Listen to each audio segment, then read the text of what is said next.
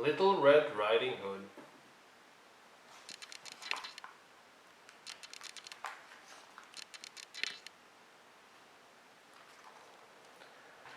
Once upon a time there was a little girl named Elizabeth who lived with her mother in a house on the edge of the village. She was loved by all who knew her, but she was especially dear to her grandmother, who loved her more than anything in the world. One day the grandmother sewed her a red velvet cloak with a hood and gave it to Elizabeth for her birthday. It looked so pretty and she liked it so much that she would never wear anything else, and therefore everyone called her Little Red Riding Hood.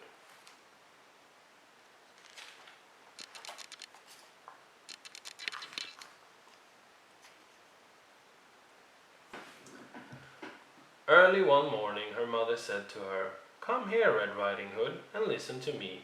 I want you to take this loaf of fresh bread, some of this sweet butter, and a bottle of wine to your grandmother. She is sick in bed and they will do her a world of good.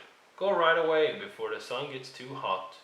Promise me that you won't daydream and stray off the path, and don't run or you will fall down and break the bottle. And then there will be no wine for grandmother. And when you get there, please don't forget your manners. Say good morning, please, and thank you nicely without staring round about you or sucking your finger. Don't stay too long or else you will tire grandmother. And when you have had a nice visit, come straight home." "Yes, Mamma," said Little Red Riding Hood. "I promise. I will do just as you tell me."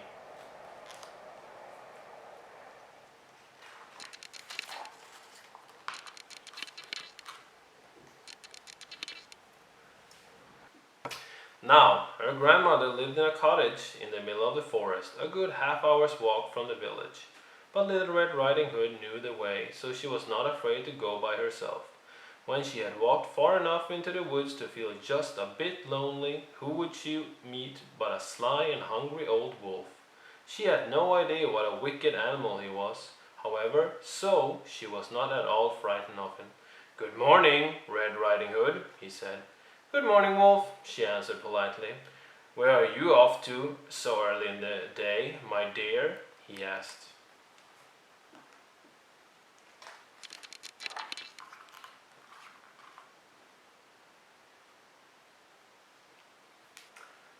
"I'm going to grandmother's. She is sick in bed, you know." "Is that so?" he murmured. "And what have you got in your basket?" "A loaf of bread, some sweet butter, and a bottle of wine.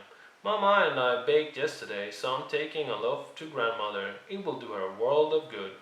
"Now isn't that nice? And where does your grandmother live, Little Red Riding Hood?" "Oh, it's a good 15 minutes farther into the wood.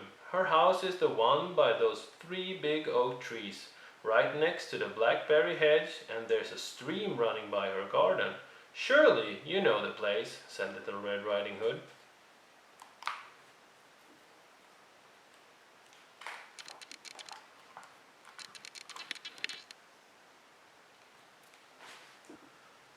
The wolf thought to himself, "Aha! This tender little creature will be a plump morsel, a good dessert after the old woman. I must be clever about this so that I can make a good meal out of the two of them."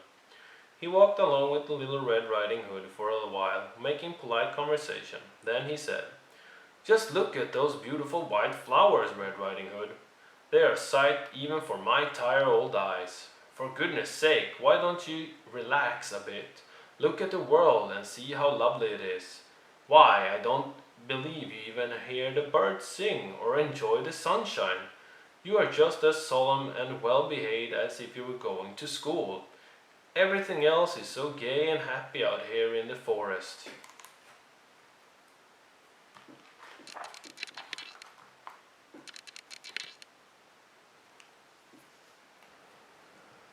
Then Little Red Riding Hood looked away from the path, and when she saw the sunlight dancing through the trees and the wild flowers and butterflies scattered through the ferns, she thought, "I'm sure that grandmother would feel happier if I took her a bunch of flowers. They are a sight for tired old eyes. I know, and it's still quite early in the day. I'll have plenty of time to pick them." So she excused herself, said goodbye to the wolf, and wandered off among the trees to pick flowers. Each time she picked one, she always saw another, even prettier, one further away. and so she left the path and went deeper and deeper into the forest. Meanwhile, the wicked wolf went straight off to the grandmother's cottage and knocked softly at the door.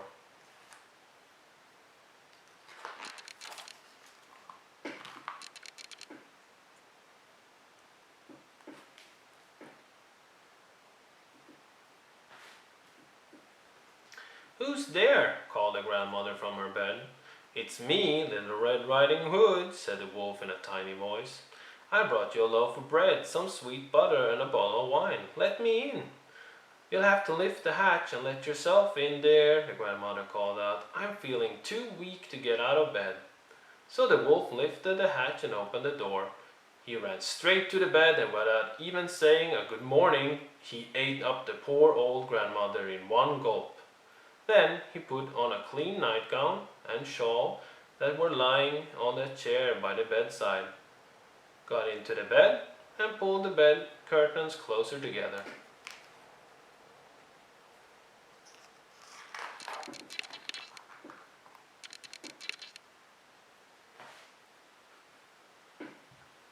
In the meantime, Little Red Riding Hood wandered here and there picking flowers until she had such an armful she could barely hold them all. Then she suddenly remembered her grandmother and the promise she had made to her mother, so she found her way back to the path and walked straight to the cottage. When she got there, she was amazed to find the door open, and she tiptoed in. She felt quite frightened, but she didn't know why. "What's wrong?" she thought. "I always like coming to grandmother's so much. Why would I feel so afraid? Can it be because she's sick?"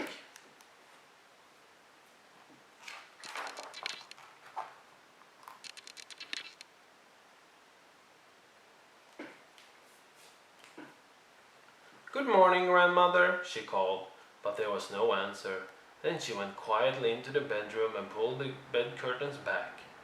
There lay her grandmother, but she had drawn her shawl down over her face, and she looked very odd.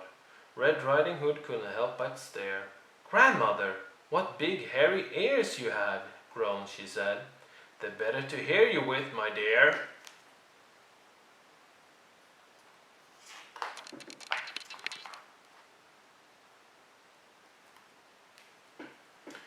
"Oh, grandmother, your eyes are so shiny.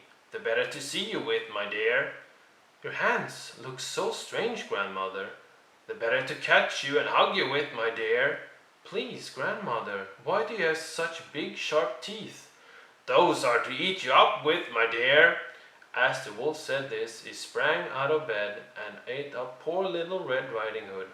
Then, having finished his first good meal in many weeks, that wicked wolf went back to bed, pulled the covers up, and soon was snoring as loudly as you can imagine.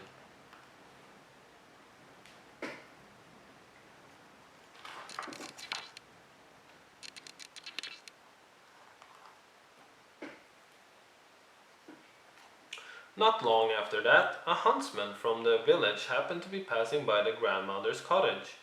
"By Jiminy," he thought, "the old lady's snoring much too loudly. Maybe I should stop in and see if there's anything the matter with her." So he went right into the house and up to the bed, where he saw the wolf fast asleep in the grandmother's nightgown and shawl, with a fat stomach full to bursting.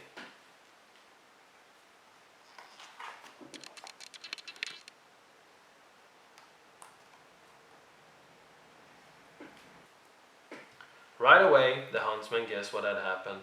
"So here you are, you old sinner," the huntsman said. "I've been looking for you all these years, and now this is where I find you." He raised his gun to shoot, but then he wondered if the wicked old wolf might have swallowed the grandmother whole, and if perhaps there was a chance she still might be saved. So he took out his knife and quickly killed the wolf while he lay sleeping. Then he carefully cut open the wolf's stomach.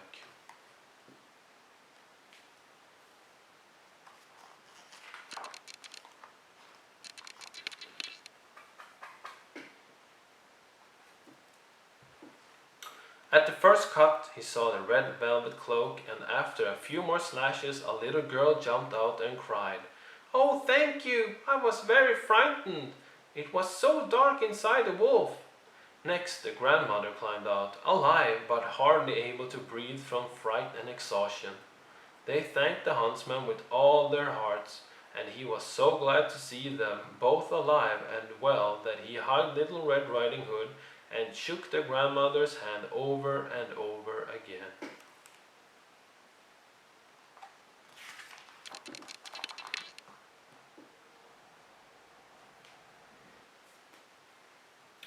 They were all quite happy. The huntsman skinned the wolf and took the pelt home to nail on his door. Little Red Riding Hood and her grandmother sat down together to eat the fresh bread and sweet butter. The grandmother drank some of the wine, and Red Riding Hood had a cup of blackberry tea. After a while, the grandmother felt quite strong and healthy, and began to clean up the mess that the wolf had left in the cottage.